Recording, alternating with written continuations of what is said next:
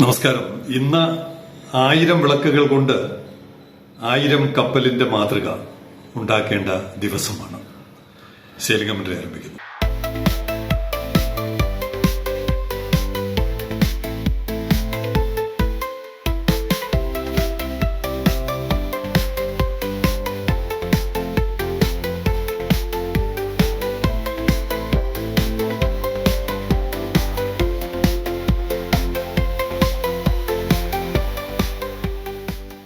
നമ്മൾ പറഞ്ഞതുപോലെ തന്നെ മിക്കവാറും MSC ആൻഡ്രിയ F ആയിരിക്കും 1000ാമത്തെ കപ്പൽ. ഞാൻ സംസാരിക്കുമ്പോൾ 998 സോൾ പൈനിയർ ആങ്കറേജിലുണ്ട്. തൊട്ട് പിന്നാലെ 999 MSC കീറ്റ സെക്കൻഡ് വന്നുകൊണ്ടിരിക്കുന്നു. ആൻഡ്രിയ F കൊൽക്കത്തയിൽ നിന്ന് തിരിച്ച് ശ്രീലങ്ക ചുറ്റുന്നതായിട്ട്, ശ്രീലങ്ക ചുറ്റുന്നില്ല, കുറെ രാത്രിയാവും ചുറ്റുന്നത്. എന്തായാലും പുലർച്ചെ നമ്മുടെ ആങ്കറേജിലുണ്ടാവാം, ഇല്ലെങ്കിൽ പ്രവേശിപ്പിച്ചിട്ടുണ്ടാകാം. 1000ാമത്തെ കപ്പൽ ഇപ്പോഴും കണക്കനുസരിച്ച് അത് തന്നെയാണ്, അവൾ തന്നെയാണ് 1000ാമത്തെ കപ്പൽ എന്ന് തോന്നുന്നു. ഇനിയും ചില മാറ്റങ്ങൾ ഉണ്ടാക്കാം. അതിന്റെ ആഘോഷത്തിന്റെ ഭാഗമായിട്ട് ഇന്ന് വൈകുന്നേരം സെക്രട്ടേറിയറ്റിന് മുന്നിൽ 24/6/26 വൈകുന്നേരം 6 മണിക്ക് സെക്രട്ടേറിയറ്റിന് മുമ്പിൽ ഒരു കപ്പലിന്റെ മാതൃക ഉണ്ടാക്കുകയാണ്. 1000 വിളക്കുകൾ വെച്ച് ഒരു കപ്പലിന്റെ മാതൃക ഉണ്ടാക്കുന്നു. നമുക്ക് വലിയ സന്തോഷമാണ് ഈ ദിവസം. പക്ഷേ ഗേറ്റ് തുറക്കാത്തതിൽ ആ സന്തോഷത്തിന് വലിയ ഒരു മങ്ങൽ വന്നിട്ടുണ്ട്.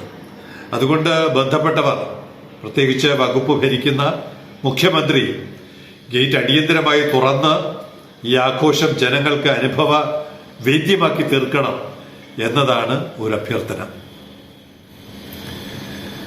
ഈ ഗേറ്റ് തുറക്കാത്തതിന്റെ വിഷമം സെയിലിംഗ് കമന്ററിയുടെ ഒരു സുഹൃത്തുമായിട്ട് ഞാൻ രാവിലെ സംസാരിക്കുമ്പോൾ അദ്ദേഹത്തിന്റെ ഒരു കടയാണ്, ചാലയിലെ ഒരു കടയാണ്. ആ കടയിൽ അധികം വ്യാപാരമില്ല. അപ്പൊ ഞാൻ അദ്ദേഹത്തോട് പറഞ്ഞു, ഒരു DTP സെന്റർ പോലെ എന്തെങ്കിലും അതിനോട് ചേർത്ത് വെച്ചുകൂടെ എന്ന് പറഞ്ഞപ്പോൾ അദ്ദേഹം പറഞ്ഞു, തൊട്ടപ്പുറത്ത് ഒരു 10 കടയ്ക്കപ്പുറം അങ്ങനെ ഒരു സ്ഥലമുണ്ട്, ഒരു അക്ഷയ സെന്റർ ഉണ്ട്. അപ്പൊ അതുകൊണ്ട് അങ്ങനെ ഒരെണ്ണം ഇവിടെ വെച്ചാൽ നടക്കില്ല. അക്ഷയ സെന്ററിൽ ദിവസേന 100 പേരെങ്കിലും ഏറ്റവും കുറഞ്ഞത് അവിടെ വരുന്നുണ്ടെന്നാണ് അദ്ദേഹം പറഞ്ഞത്. ഈ കഥ പറയാൻ കാരണം, നമ്മുടെ തുറമുഖം ഈ പറയുന്നത് പോലെ വ്യാപാരമില്ലാത്ത 1000 കപ്പലുകൾ വരുന്നത് ഒരു കാര്യമൊന്നുമില്ല. ആഗോളതലത്തിൽ നോക്കുമ്പോൾ 1000 കപ്പൽ 2 വർഷം കൊണ്ട് വരുന്നത്, ഒരു വർഷം 500 കപ്പൽ ഒന്നുമല്ല. ആഗോള നിലവാരത്തിൽ നമുക്ക് തുടക്കം മുതൽ നിലയ്ക്കൽ കുറച്ച് സന്തോഷിക്കാം, അഭിമാനിക്കാം. പക്ഷെ സിംഗപ്പൂർ, ഷാങ്ഹായ്, റോട്ടർഡാം തുടങ്ങിയ പോർട്ടുകളുമായിട്ട് താരതമ്യം ചെയ്യുമ്പോൾ പീനട്ടാണ് 500 കപ്പലുകൾ. അപ്പൊ ഈ താരതമ്യം എനിക്ക് അതാണ് തോന്നിയത്. നമ്മുടെ കപ്പൽ വ്യാപാരമൊന്നുമില്ലാത്ത ഒരവസ്ഥയിൽ, നമ്മുടെ പോർട്ട് വ്യാപാരമൊന്നുമില്ലാത്ത, അധികമില്ലാത്ത ഒരു പോർട്ടായിട്ട് നിൽക്കുമ്പോൾ സിംഗപ്പൂർ പോർട്ടിന്റെ അവസ്ഥ ഞാൻ ചിത്രം കാണിക്കാം. ഇന്നലെ സിംഗപ്പൂർ പോർട്ടിന്റെ ചുറ്റിലുമുള്ള കപ്പലുകളുടെ എണ്ണം കണ്ടോ? ഞാൻ ഇന്ത്യയിൽ ഇവിടെ നമുക്കാകെ 2 കപ്പലുകളാണ് ഇപ്പോൾ പുറംകടലുള്ളത്. 2 ബെർത്തിലുണ്ട്, 2 പുറംകടലിൽ ഇങ്ങനെ വന്നുകൊണ്ടിരിപ്പുണ്ട്. നമുക്ക് പിന്നെ ബെർത്തില്ല എന്ന് പറയാം. പക്ഷെ ബെർത്തുള്ള ചെന്നൈയും കൊച്ചിയും, അവിടുത്തെ ചിത്രം കൂടി നിങ്ങൾ സിംഗപ്പൂർ ചിത്രവുമായിട്ടൊന്ന് താരതമ്യം ചെയ്യുക. ഇങ്ങനെയുള്ള ഒട്ടും ആശാസ്യമല്ലാത്ത, നമുക്ക് തോന്നും ഇന്ത്യൻ സാഹചര്യത്തിൽ ഇതൊക്കെ മതിയെന്ന് തോന്നും, പക്ഷെ ആഗോള സാഹചര്യത്തിൽ ഇതൊന്നുമല്ല എന്ന് പറയേണ്ടി വരുന്നിടത്ത് നമ്മളൊരു വലിയ ആത്മവിമർശനം നടത്തേണ്ടതുണ്ട്. എങ്ങനെയാണ് നമുക്ക് ഈ സാഹചര്യം മാറ്റാൻ പറ്റുക? ഇപ്പൊ തമിഴ്നാട്ടിലിരിക്കുന്നവരെ കുറിച്ചൊന്നും പറയാൻ പറ്റില്ല. കൊച്ചി കേന്ദ്ര സർക്കാരാണ്. എന്തെങ്കിലും പറയാൻ നമുക്ക് പറ്റുന്നത് കേരള സർക്കാരിനോടാണ്. കേരള സർക്കാരിനെ കൊണ്ട് സിംഗപ്പൂരിൽ കാണുന്ന ഈ തിക്കും തിരക്കും, കപ്പലുകളുടെ എണ്ണത്തിലുണ്ടാകുന്ന ഈ വർധനവും ഒക്കെ നമ്മൾ വേണമെന്ന് വിചാരിച്ചാൽ TRVയിൽ വരുത്താൻ കഴിയും. ട്രിവാൻഡ്രം പോർട്ടിൽ ഇത് വരുത്താൻ സാധ്യമാണ്. അപ്പൊ അതുകൊണ്ട് ഈ ഒരു താരതമ്യം, അക്ഷയ സെന്ററും ഇന്നത്തെ എന്റെ സുഹൃത്തിന്റെ സ്ഥാപനവും TRVയും, അല്ലെങ്കിൽ ചെന്നൈ പോർട്ടും, അല്ലെങ്കിൽ കൊച്ചി പോർട്ടും, അല്ലെങ്കിൽ സിംഗപ്പൂർ പോർട്ടും, ഈ താരതമ്യം നമ്മളെ വലിയ പാഠങ്ങൾ പഠിപ്പിക്കേണ്ടതാണ്.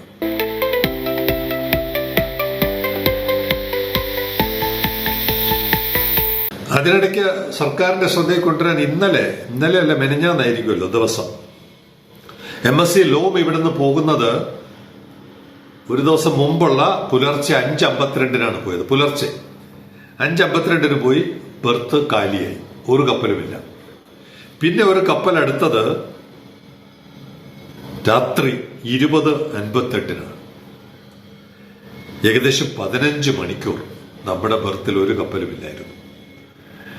ഇത് പറയാൻ കാരണം, കപ്പലുകൾ വരുന്ന MSC ഒരു ദിവസം 2 കപ്പൽ വെച്ച് ഷെഡ്യൂൾ ചെയ്യുന്നുണ്ട്. പക്ഷേ ഇതിന് നമുക്ക് തൊട്ടു മുമ്പുള്ള തുറമുഖങ്ങൾ അല്ലെങ്കിൽ അതിനു മുമ്പുള്ള തുറമുഖങ്ങളിലുള്ള താമസം അനുസരിച്ച് ഈ പറയുന്ന ദിവസങ്ങളിൽ കൃത്യമായിട്ടും ഇവിടെ വരണമെന്നില്ല. അതുകൊണ്ടാണ്, അല്ലെങ്കിൽ കൃത്യമായി പോയിക്കൊണ്ടിരുന്നതാണ്. പക്ഷേ ഇന്നലെ കഴിഞ്ഞ ദിവസം നോക്കുമ്പോൾ 15 മണിക്കൂർ നേരം നമ്മുടെ ബർത്തിൽ കപ്പലുകളൊന്നുമില്ല. അതേ സമയത്ത് പുറംകടലിലൂടെ 100 കണക്കിന് കപ്പലുകൾ അങ്ങോട്ടും ഇങ്ങോട്ടും പോകുന്നു. ഇത് പറയാൻ കാരണം, ഈ സാഹചര്യം നമ്മുടെ ബർത്തിൽ കപ്പലുകൾ ഇല്ലാത്ത സാഹചര്യത്തിൽ മുൻകൂട്ടിയുള്ള ഇല്ലാത്തവ അപ്പോൾ വിളിച്ചു പറഞ്ഞാലൊന്നും വരത്തില്ല. എല്ലാ കപ്പലുകളെയും സ്വീകരിച്ച് അവർക്ക് വേണ്ട മറ്റ് സർവീസുകൾ നൽകിയാൽ ബർത്ത് ഇങ്ങനെ ഒഴിഞ്ഞു കിടക്കില്ല. ഏകദേശം 8,000-9,000 കോടി രൂപയാണ് നിക്ഷേപിച്ചിരിക്കുന്നത്. കേരള ഗവൺമെന്റും അദാനിയും ചേർന്ന് ഏകദേശം 8,000-9,000 കോടി രൂപ നിക്ഷേപിച്ച ഒരു പ്രൊജക്റ്റിൽ 15 മണിക്കൂർ നേരം കപ്പലുകളൊന്നുമില്ല എന്ന് പറയുന്നത് ഒരു ഭീകര നഷ്ടമാണ്. അതുകൊണ്ട് നമ്മൾ ബങ്കറിങ്ങും ഷാൻഡ്ലിങ്ങും അതുപോലുള്ള ക്രൂചേജും അതുപോലുള്ള എല്ലാ സേവനങ്ങളും അടിയന്തരമായി ആരംഭിച്ചാൽ ഒരു നിമിഷം പോലും നമ്മുടെ ഇത്രയും വിലയേറിയ ബർത്ത്, പ്രത്യേകിച്ച് 100 കണക്കിന് കപ്പലുകൾ നമ്മുടെ മുമ്പിലൂടെ കടന്നു പോകുമ്പോൾ പാഴായി പോകില്ല. നമ്മുടെ ബർത്തിന്റെ വിലപ്പെട്ട സമയം പാഴായി പോകില്ല എന്നുള്ള വിവരം കൂടി ഈ സന്ദർഭത്തിൽ ബഹുമാനപ്പെട്ട ഭരണകൂടത്തെ അറിയിക്കുവാൻ സെയിലിംഗ് കമന്ററി ആഗ്രഹിക്കുന്നു.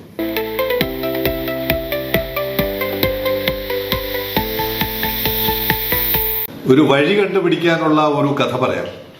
നമ്മള് കുഞ്ഞുനാളുകളിൽ ബാലരമ, ബാലമംഗളം, ബാലഭൂമി, ഞങ്ങളുടെയൊക്കെ സമയത്ത് ബാലരമ മാത്രമേ ഉണ്ടായിരുന്നുള്ളൂ. അതിനകത്ത് പറയാറില്ലേ വഴി കണ്ടുപിടിക്കാനുള്ള. ഇവിടെ വഴി കണ്ടുപിടിക്കാൻ, സാക്ഷാൽ വഴി കണ്ടുപിടിക്കാൻ ചെന്നൈയിൽ നിന്ന് ഒരു request. We have a shipment to be moved from Chennai, India to Aktau seaport, Kazakhstan. ചെന്നൈയിൽ നിന്ന് കസാക്കിസ്ഥാനിലോട്ട് അല്പം ചരക്കെത്തിക്കണം. എത്രയാണ്? 1000 കിലോ മറ്റുമാണ്. Sea freight 1000 kilograms. Kindly provide, sea freight ആണ്, വിമാനത്തിൽ കൊണ്ടുപോകാൻ പറ്റില്ല. Kindly provide your best freight rates and transit time. എമൗണ്ടും പറയണം, എത്ര ദിവസം എടുക്കും എന്നുള്ള വിവരവും പറയണം. അപ്പോ കസാക്കിസ്ഥാൻ അറിയാമല്ലോ, കംപ്ലീറ്റ്ലി ലാൻഡ് ലോക്ക്ഡ് ആണ്. ലാൻഡ് ലോക്ക്ഡ് എന്ന് പറയാൻ പറ്റില്ല, അവർക്കൊരു കടലുണ്ട്, കാസ്പിയൻ സീ എന്ന് പറയുന്ന ഒരു കടലുണ്ട്. പക്ഷെ അതുകൊണ്ട് കാര്യമല്ല, കാസ്പിയൻ സീ വേറെ മറ്റ് സമുദ്രങ്ങളുമായിട്ടൊന്നും കണക്റ്റഡ് അല്ല. നമ്മുടെ അന്വേഷണത്തിൽ ചെന്നൈയിൽ നിന്ന് കൊളംബോ അല്ലെങ്കിൽ ദുബായ് അല്ലെങ്കിൽ സലാല അല്ലെങ്കിൽ സിംഗപ്പൂർ അല്ലെങ്കിൽ പോർട്ട് ക്ലാങ് എവിടെയെങ്കിലും പോയി ഒരു ട്രാൻസ്ഷിപ്മെന്റ്. ആ ട്രാൻസ്ഷിപ്മെന്റ് കഴിഞ്ഞാൽ പിന്നെ പോകേണ്ടത് ജോർജിയ, ജോർജിയയിലെ പോട്ടി എന്ന് പറയുന്ന പോർട്ടിലോട്ട് പോകണം.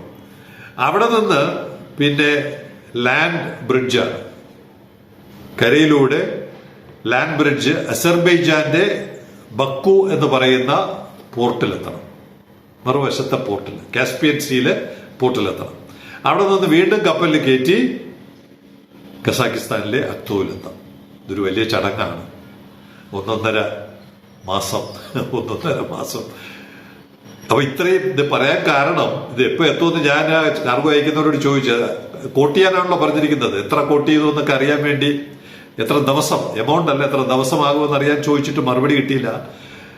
ഇത് പറയാൻ കാരണം, നമ്മുടെ തുറമുഖങ്ങൾ, ഇന്ത്യ എന്ന് പറയുന്ന തുറമുഖങ്ങൾ എത്ര എളുപ്പത്തിൽ കണക്ടിവിറ്റി നൽകുന്നതാണ് കസാക്കിസ്ഥാനുമായിട്ടൊക്കെ താരതമ്യം ചെയ്യുമ്പോൾ.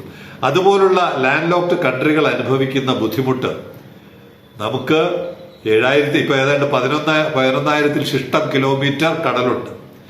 ഈ കടൽ ഫലപ്രദമായി, ഞാൻ അടിവരയിട്ട് പറയുന്നു, ഫലപ്രദമായി ഉപയോഗിച്ചാൽ ഇന്ത്യക്ക് ലോകത്തിൽ 1ാം സ്ഥാനത്തെത്താം. അതിനെക്കുറിച്ച് ഒരു കോംപ്രമൈസും ഇല്ല. പക്ഷേ പൂച്ചയ്ക്കാരും അണികെട്ടും എന്ന് പറഞ്ഞതുപോലെ ഇത്തരം തീരുമാനങ്ങൾ കേരള മുഖ്യമന്ത്രി അല്പം വൈകിയാണെങ്കിലും അദ്ദേഹം കയറി ഉടനെ തന്നെ കേരളത്തിൽ മൊത്തത്തിൽ സമുദ്രത്തെ ഒന്ന് നോക്കാൻ, സമുദ്രത്തിന്റെ സാധ്യതകൾ പഠിക്കാൻ ഭരണകൂടം വളരെ ഗൗരവത്തോടെ സമീപിക്കുന്നു. ഇത് ഇന്ത്യയിലെ മറ്റെല്ലാ സംസ്ഥാനങ്ങളും, തീരദേശ സംസ്ഥാനങ്ങളും കേന്ദ്ര ഭരണകൂടവും വളരെ ഗൗരവമായി പഠിച്ചാൽ ഇന്ത്യക്ക് ഒരു വലിയ കുതിപ്പ് നടത്താൻ പറ്റും.